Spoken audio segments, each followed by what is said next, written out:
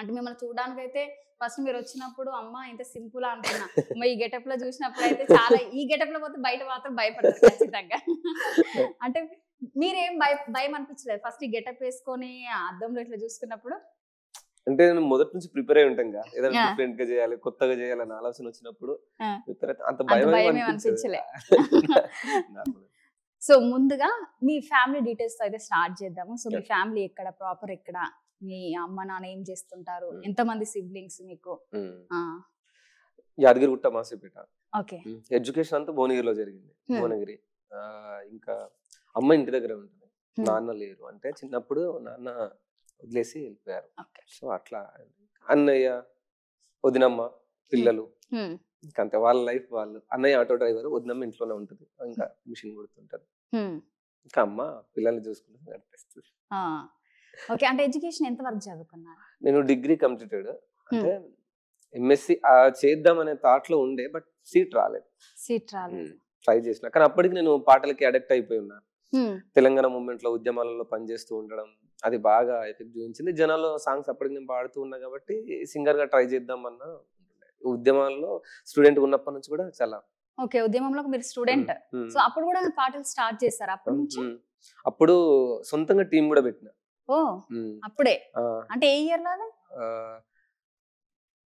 2008 or 9 అంతే. ఆ టైంలో నగారే కళా బృందం అని గద్దర్ ఇన్స్పిరేషన్ తో అబ్బా మీ ఇన్స్పిరేషన్ గద్దర్ గారు. గద్దర్ ఇన్స్పిరేషన్ తో ఆ టైంలో పెట్టిన. అప్పుడు అంటే మిగతా వాళ్ళని తీసుకొని అంటే ఒక బ్యాచ్ లాగా ఫామ్ చేసి ఉద్యమంలో పాల్గొన్నా. అంత కంప్లీట్ అయిపోయింది. 14 లో తెలంగాణ వచ్చిన తర్వాత కల్చరల్ డిపార్ట్మెంట్ లో కొద్దిగా ట్రై చేసిన, బట్ అప్పుడు జాబ్ రాలేదు. ఇంకా నర్వస్ కాకుండా నాకు ఇంకా టాలెంట్ ఉంది కదా, స్కూళ్ళల్లో ఇంకా డాన్సెస్ నేర్పించుకుంటూ అట్లా ఒక 1-2 years. ఓకే. అంటే మీరు ముందు నుంచి ఇట్లా అవుదాం అనుకున్నారా? అంటే సింగర్ గా అవుదాం అనుకున్నారా, లేకపోతే ఏదైనా జాబ్, చిన్నగా జాబ్? అంటే నార్మల్ గా ఫ్యామిలీ సిచ్యువేషన్స్ బట్టి మనం మారుతూ ఉంటాం ఇంట్లో చూసుకుంటే. కానీ మీరు ఇట్లా సింగర్ అవ్వడానికి అయినా, లేకపోతే ఏదైనా ముందే ఆలోచన ఉండేనా మీకు సింగర్ అవ్వాలి అని, లేకపోతే జాబ్ చేద్దాం అనుకున్నా? అంటే చదువుకుందాం అనుకున్నా. చదువు మీద బాగా ఇంట్రెస్ట్ ఉండే, బట్ ఇంకా చదువుకోవడానికి అయ్యేంత ఖర్చులు, ఫైనాన్షియల్ ప్రాబ్లమ్స్ కుటుంబంలో ఉండడం వల్ల నేను కూడా పెద్దగా డిస్టర్బ్ చేయకుండా మనకు వేరే రంగం ఎంచుకోవడం బెటర్, ఎందుకు ఇక మనం అంత చదవలేం చేయలేమన్న థాట్ లో సింగింగ్ ఆప్షన్. స్కూల్ లైఫ్ నుంచి కూడా వాడుతున్నా కాబట్టి మంచి జనాల రెస్పాన్సిబుల్ ఉండే కాబట్టి ఇంకా దీనిలో సక్సెస్ అవుతామన్న ఆలోచనతోనే దాన్ని సెలెక్ట్ చేసుకున్నాను. ఓకే. ఎప్పటి నుంచి స్కూల్లో పాడడం స్టార్ట్ చేశారు మీరు? ఏ క్లాస్ నుంచి? ఆల్మోస్ట్ 5th 6th నుంచి. ఓకే. అంటే మూవీ సాంగ్స్ అట్లాంటివి పాడేవాళ్ళ? ఇంకా తక్కువ. అంటే అప్పుడు ఇంకా మూవీ సాంగ్స్, బతుకమ్మ సాంగ్స్ పాడుతుంటే అలా పాటలు పాడుతుంటే వినేది, వెళ్ళి కూర్చొని. సో అట్లా ఫుల్ డిస్కషన్ నడుతుండే.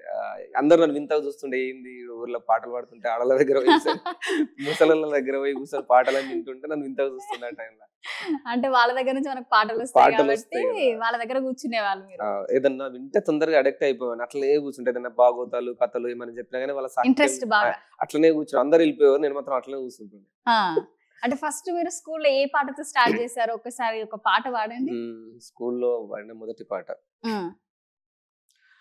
పల్లెనా తల్లి నీకు దండాలోయమ్మా, చల్లని దీవెనలు మాకుండాలోయమ్మా, పల్లెనా తల్లి నీకు దండాలోయమ్మా, చల్లని దీవెనలు మాకుండాలోయమ్మా, ఉన్నవి కాసిన పువ్వా సెల ఏరుల గలగల నవ్వా, మా కన్నుల కాంతివి నీవమ్మలో కానికి వెలుగులు నింపాలమ్మా, పల్లెనా తల్లి నీకు దండాలోయమ్మా, చల్లని దీవెనలు మాకుండాలోయమ్మా.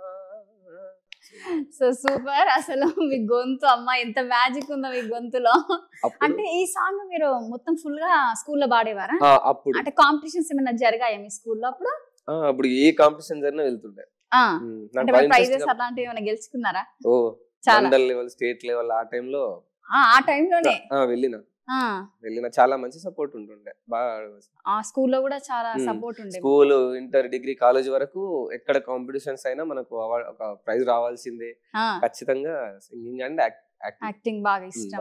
అంటే డాన్సింగ్ కూడా మీరు నేర్పిస్తారు? అవును, కల్చర్ అండ్ ఫోక్ డాన్స్, మన జానపద నృత్యం, అడవి కోయ గోండు, సాంగ్స్ అట్లా నేర్పిస్తాను. అంటే ఎవరి దగ్గర నేర్చుకున్నారా ఈ సింగింగ్ కానివ్వండి, డాన్సింగ్ కానివ్వండి? ఎవరి దగ్గర నేర్చుకోలేదు, బట్ చూస్తూ అలవాటు పెరిగిన వాతావరణం కూడా అట్లుంది.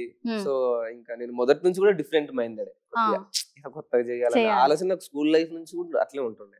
సో కొత్త కాబట్టి అప్పుడు రోజున వెన్నెల పాటల కాడేటోళ్ళం కోయా గోండు జాతులోలం రేలా రేలా రే రే రేలా రేలా రే, వెన్నెల పాటల కాడేటోళ్ళం కోయా గోండు జాతులోలం రేలా రేలా రే రే రేలా రేలా రే, రేలా రేలా రే రేలా రేలా రే రేలా రేలా రే రేలా రేలా రే, आओ ना चोरे अडिवंदम देखो रे, आओ ना चोरे अडिवंदम देखो रे, जुंबरहो जुंबरहो जुंब जुंब जुंबरे हा, होयरहो होयरहो होय होय होय रे हा.